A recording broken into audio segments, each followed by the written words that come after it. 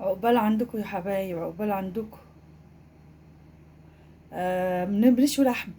اللحمة تبلناها بالبصل والبهارات والتوابل كلها والطماطم، وخليناها ايه جميلة. راح بقى نشوي. عقبال عندكم يا رب. عيد عيد عيد مبروك. ادي اللحمة اهي على النار على الفحم زي ما انتم شايفين كده بنشويها. ادعوا لنا بقى نتمها على خير يا رب. لا بس ما اقولكوش بقى، كان نفسي اكل لحمة مشوية من زمان. من زمان ما كلناش، الحمد لله على كل حال طبعا يعني. ونعم وفضل من عند ربنا، الحمد لله الحمد لله. ناس كده يعني ولاد حلال جابوا لنا اللحمه الضاني فبنشويها بقى. ان شاء الله يعني عقبالكم عقبالكم عقبالكم عقبال الحبايب. احبكم في الله، ما تنسوش اللايك والاشتراك وتفعيل الجرس. خليكم حبايب بقى، حبايب حبايب.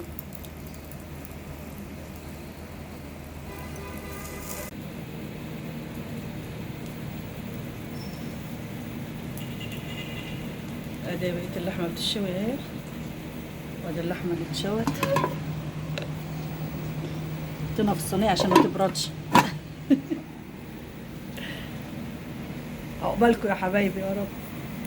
وادي المكرونه يا حبايبي، دي المكرونه اللي سلقتها عشان هعملها طبعا مع اللحمه المشويه.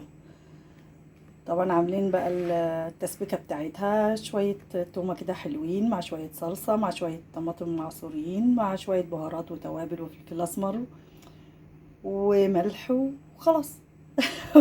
يبقى الوجبه وجبت.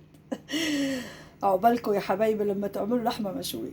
ما هو خلاص ما حدناش هنقدر عليها ولا قادرين عليها. ربنا يقدرنا جميعا يا رب ويفتح لنا ابواب الرزق، اللهم امين يا رب. ما تنسوش بقى، ما تنسوش اللايك والاشتراك وتفعيل الجرس وكلمتين حلوين يا حبايب قلب. احبكم في الله. ادي يا حبايبي المكرونه خلصت اهي، وادي اللحمه المشويه. ايه رايكم؟